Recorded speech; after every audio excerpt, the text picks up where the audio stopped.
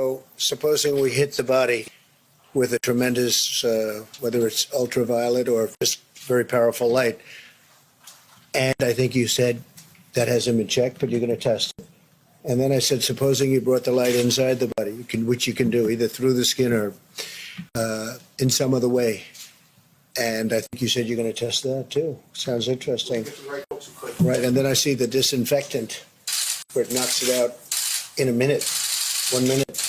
And is there a way we can do something like that by injection inside or almost a cleaning? Because you see it gets on the lungs and it does a tremendous number of the lungs. So it'd be interesting to check that. So that you're going to have to use medical doctors with. But it sounds interesting to me. So we'll see. But the whole concept of the light, the way it kills it in 1 minute, that's pretty powerful in some other way.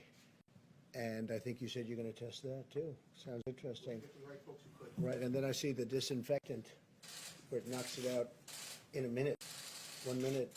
And is there a way we can do something like that by injection inside or almost a cleaning? Because you see it gets on the lungs and it does a tremendous number of the lungs. So it'd be interesting to check that. So that you're going to have to use medical doctors with. But it sounds interesting to me. I have to say, covers a lot more territory than just this. This is probably an easy thing, relatively speaking, for you. I would like you to speak to the medical doctors to see if there's any way that you can apply light and heat to cure. You know, that if you could, and maybe you can, maybe you can't. Again, I say maybe you can, maybe you can't. I'm not a doctor, but I'm like a person that has a good, you know what. But sir, you're the president. Deborah, have you ever heard of that?